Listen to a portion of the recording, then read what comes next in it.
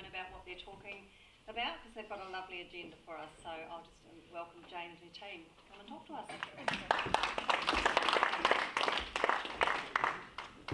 Okay, well, good evening, ladies and gentlemen, and thank you for inviting us to join you tonight. My name's Jane Milner, and I'm principal of Redoubt North School.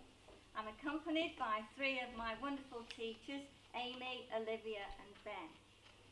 Before we launch into our presentation, I thought it would be helpful to recap on how your support of our school and community eventuated. 5 years ago, my dad, who was in Somerset Retirement Village, was an avid reader and could not get enough to read. It was my weekly exercise to find him new books. On this particular night, he persuaded me to come to your dealer's night, having seen it in the newspaper, to try and find him some Agatha Christie's books to read. Being the good daughter I was, I followed him through and was staggered with the amount of books that you had. I met Ian Fox, who's obviously a principal colleague, and chatted to him and asked what happened to the books at the end. Knowing I was in a low decile school, Ian suggested I speak to John, which I did, to find that the books were recycled, which was absolute horror for us. John listened to my plight of no books in homes for my children and said he would talk to the committee, who kindly agreed to allow us to have the leftover books. Since then, we have been allowed in the following years to continue to collect the books and give them and get them into children's homes. Fundraising is not our objective, as you'll shortly hear. It is to develop the love of reading and of knowledge. Latest research tells us that children from homes with 500 books or more get an average 3 years further in their education than kids with no books at home. The effect of books is especially strong for children from poorer homes where the parents have less education. Even just a few books can make a big difference. I'm now going to hand over to Amy, Olivia and Ben to tell you their story about the exciting things we did with your books from last year. Amy.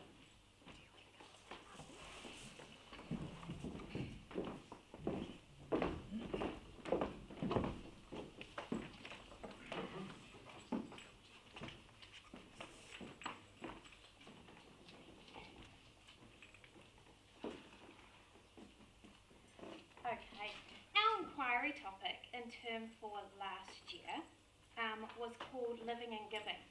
We anticipated that during this inquiry, children would explore acts of kindness and how we give support and help others around us.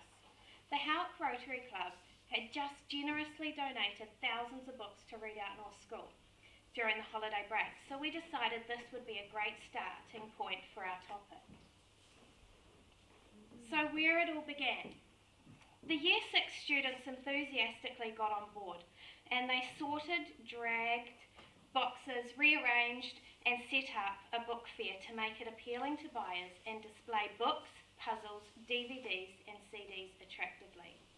They made and displayed posters around the school and community, delivered brochures and spread the word to draw in customers. All staff, including teachers, teacher aides and office staff, got involved to help out. We opened the book fair up to the public all day on Saturday and then for several days during the week.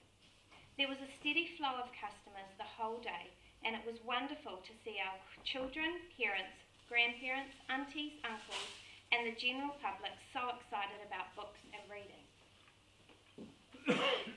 The book fair saw over 5,000 books go into the homes of our children and our community. We raised $1,000 for charity. We promoted books and the importance of books in homes for our children and families. and we added hundreds of new books to our own school library for children to enjoy now and for many years to come.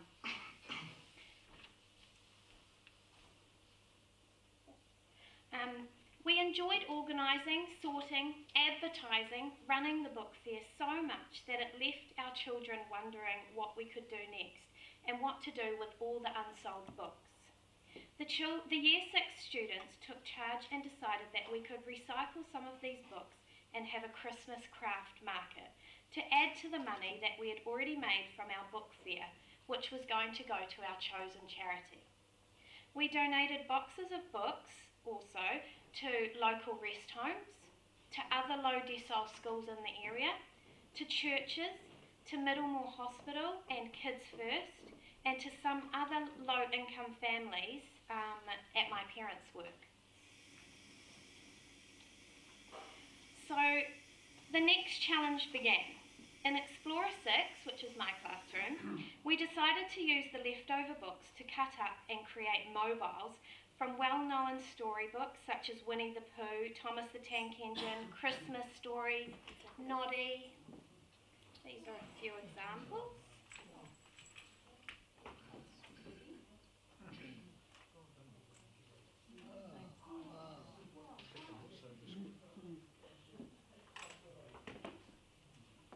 We folded pages, cut and glued to make a variety of Christmas decorations, Christmas cards and gift tags.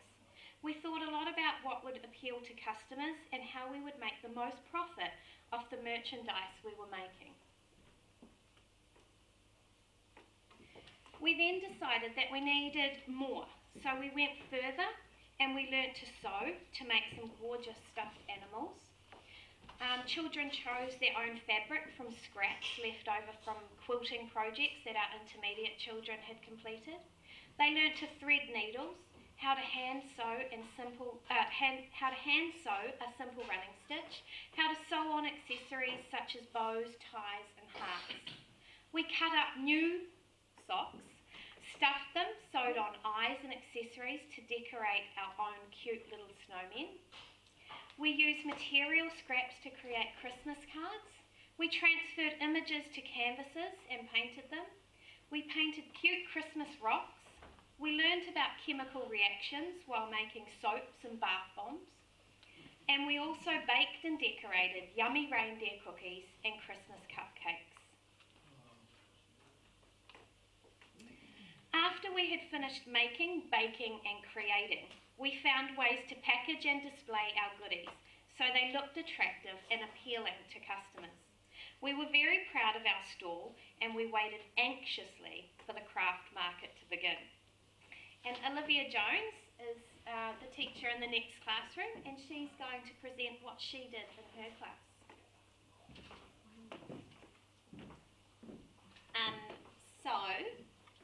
In Explorer 5, we did a lot of brainstorming about what we could do with all these old recycled books. So we did lots and lots of crafts out of these books, but I'll just show you a few. These are little bookmarks that they made from the stem of the books. So they made those, laminated them, and then put the little bows on. And also we made these little canvases or prints. The children made those.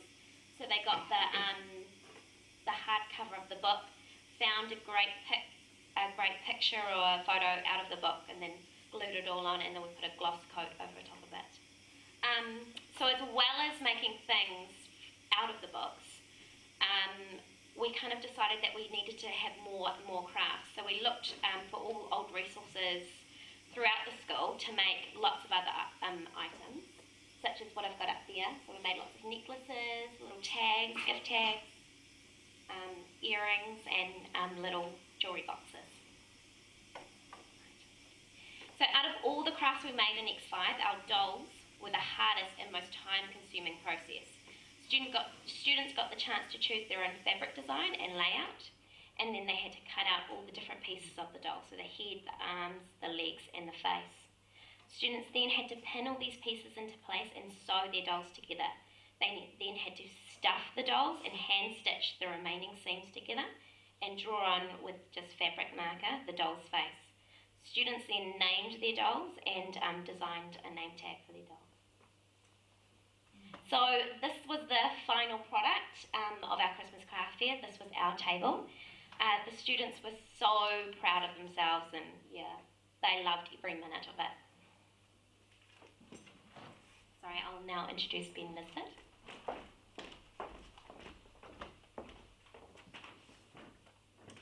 Okay, so my class, we decided to make more of some more generic things, not necessarily, excuse my voice, Christmassy things. But one of the things that I decided would be really cool to make was almost like a reef for the door, but without the reef part being in there. We wanted something to go on the door, so we made these reindeer silhouettes, which we used Christmas wrapping paper, and we glued it to the front of it, and we cut them out and put a pom-pom on the middle for the reindeer's nose, and wrote Merry Christmas at the bottom. So they go on the door so that people can go around their houses and see there's a nice Merry Christmas there.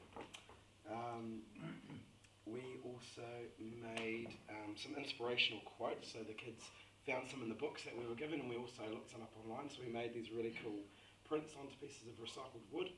So I went down to the local Bunnings in Mitre 10 and asked them if I can search for their scrap bin, and we got different various sizes and things like that. I also bought a pen, which I thought was quite cheap at the time, but when you add shipping onto that, it actually ended up being quite expensive. It didn't last too long either.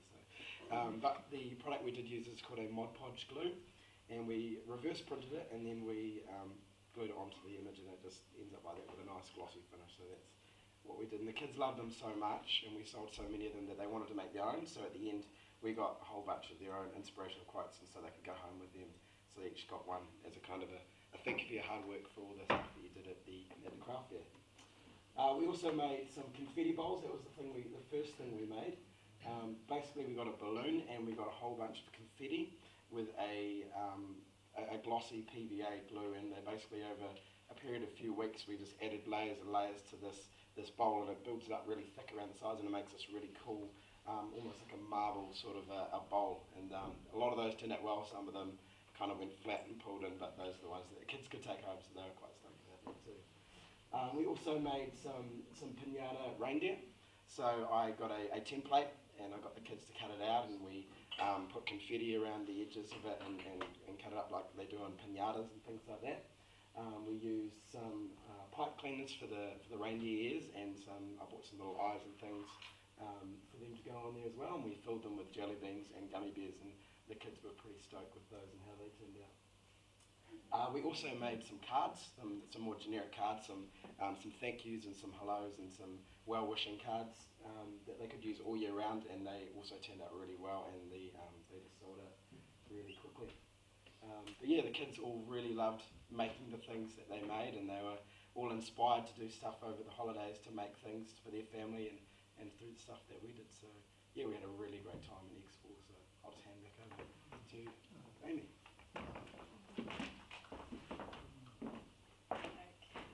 Now, we did not anticipate the overwhelming success that we would have.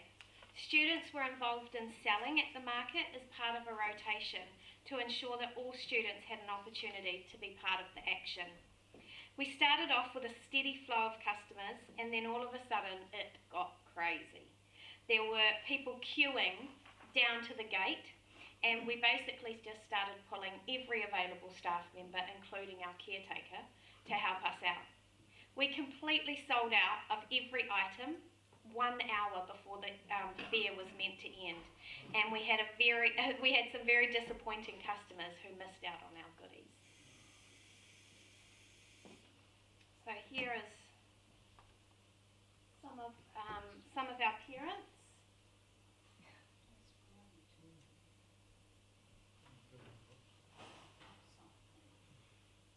And you can see our students taking part there and selling, and all the maths that was involved by taking over with the money. So we raised over $2,000 from our craft fair alone, and we now had a grand total of $3,100 from the book fair and the craft fair. And now it was decision time. What charity were we going to donate this money to? The first decision that students made was that it was going to be a New Zealand charity that helped children. The students began researching and looked into Plunkett, Kids Can, Starship, Kidney Kids, Ronald McDonald House, Cure Kids. It was a very hard decision as they were all such wonderful organisations.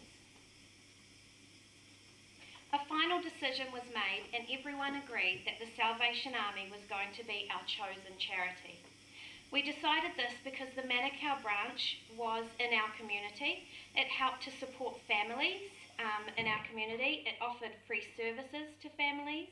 It had been around for a very long time, helping people in New Zealand, and had a wonderful toy appeal program that was currently running. Together we decided that we would use the money to buy gifts to donate to the children's Christmas toy appeal. We made lists of popular toys and toys that would not only last one child but would be long-lasting and would see several children play with them and enjoy them. So Jane, Olivia, Ben and myself thoroughly enjoyed purchasing all these wonderful gifts. We invited the Manukau branch of the Salvation Army to attend a special school assembly where we would present the gifts to them. One of the Year 6 students presented the gifts and then we slowly opened the curtain to reveal all the toys that we were donating. We were so proud of our effort and what we had achieved. We helped to load the vans and enjoyed every moment of it. We really did experience the joy that comes from giving. We put smiles on people's faces and felt good about helping, supporting and spreading the Christmas joy, knowing that we had made a difference to so many children, and because of us there would be so many more children who would be opening a Christmas present on Christmas morning. Remembering all of this, that our children are from very low income families also. So the fact that they enjoyed so much of giving to others. I would like to read a few stories and snippets written by a few children at the end of our Living and Giving unit. So did you know you can change the world? Yes, you can change the world by what you say and do. One act of kindness changes everything about you.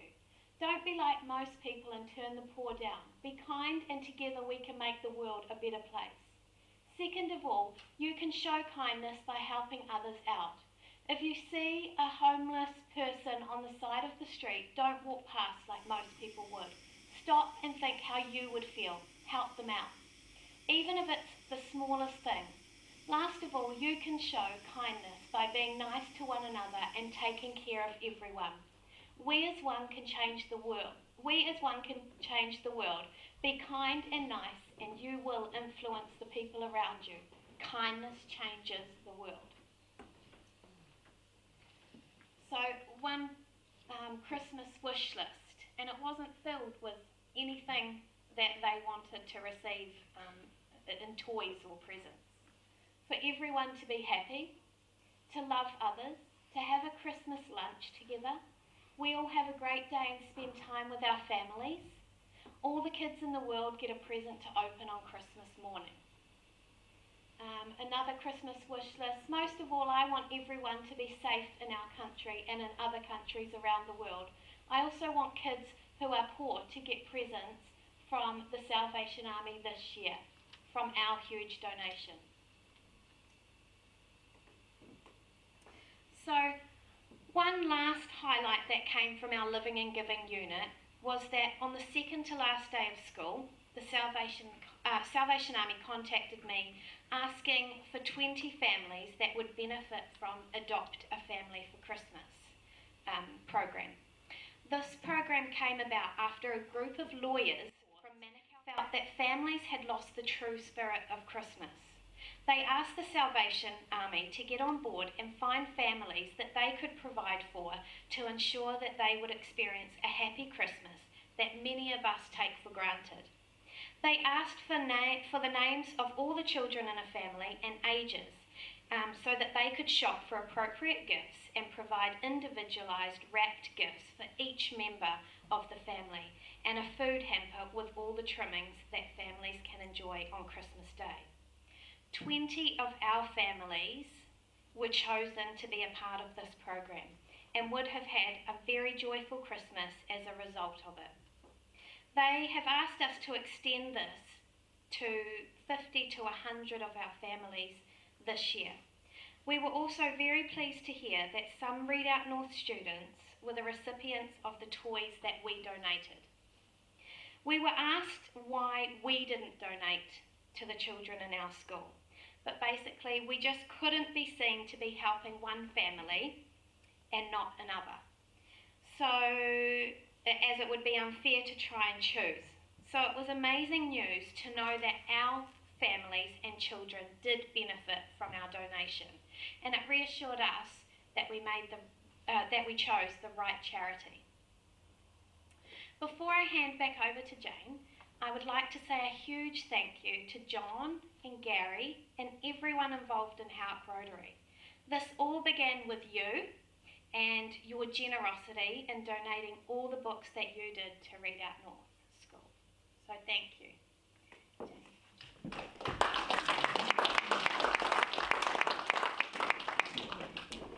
Our final chapter 2 this evening is to show you a venture should you agree to let us have this year's books again. So I'm now begging again, hopefully that you will consider our plea for this year's books that you don't need. And it is the art of book folding, which the staff and children will participate and learn how to do this year. It encourages not only literacy, but maths, measurement, accuracy, and of course patience. The sale of these books will become our next Living and Giving chapter for this year. If I can just hold these are samples, and I don't know if you can see what they are. One spells love and the other is a heart. And we've literally folded the pages.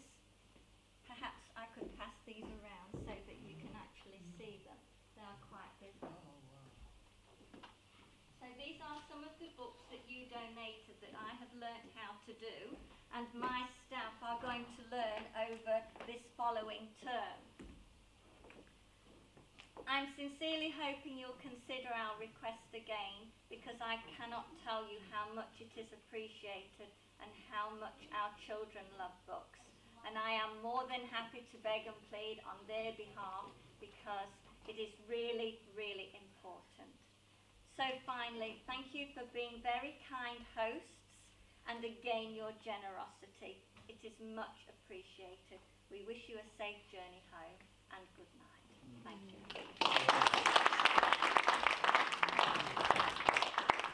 Do you have any questions? I'm sure there's some questions. Yes, Alan. I'd like to see a confetti bow. Bow, would you? A confetti bow, would you? Yes, Fred. I didn't want to ask a question particularly, but I would like to make a comment. What an inspirational talk that has been. It's fantastic. Thank you. It just goes to show that you've got teachers with enthusiasm, creativity, and a good heart. The difference it makes to your kids. Your pupils are very lucky. Thank you. We'll now call on Jim Donovan to give the thanks for the club. Do you actually teach them maths and reading and writing as well? Speed time.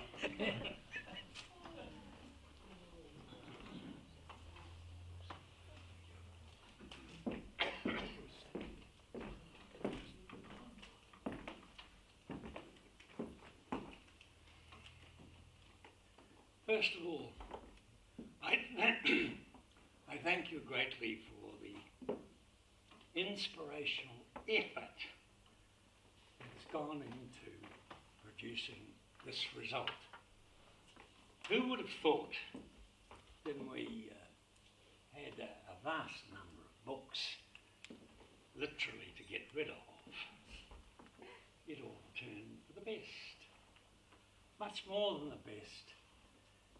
One can see the uses that can be made of books by people who have a dedication, a total belief in the value of books, and the desire to help others.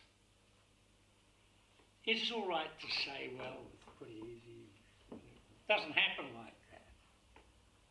If one stopped off and looked at the whole circumstances we've had described to us tonight, one could well see that this could be a school of the future where there's great deals of factory making.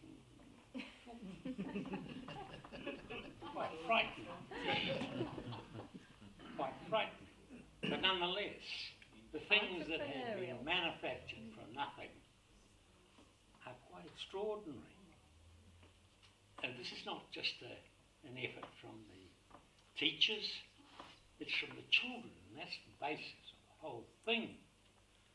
It's they that have helped themselves and then shown that in helping themselves they are more than happy to help those who they consider less privileged. There were books that have been folded that are books and pieces of joy, that's the best way I can describe it, that have been manufactured from nothing. To you all, I give you my great admiration, my thought that if this carries on, I'll never need to work again. The rest of my profession have come to the party a bit. They need a bit of, but they can, when twisted brutally, they can make provision for those that are less helpful and need that help. Once again, I thank you for coming. I thank my fellow club members for using this opportunity to demonstrate that Rotary is a lot more than you might think. Thank you all.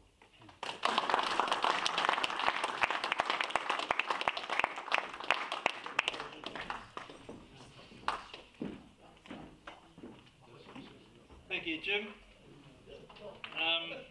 I think the moment now will go. Glenn, are you ready to do your thumbnail? That was last week. Well, you missed. Got any scissors?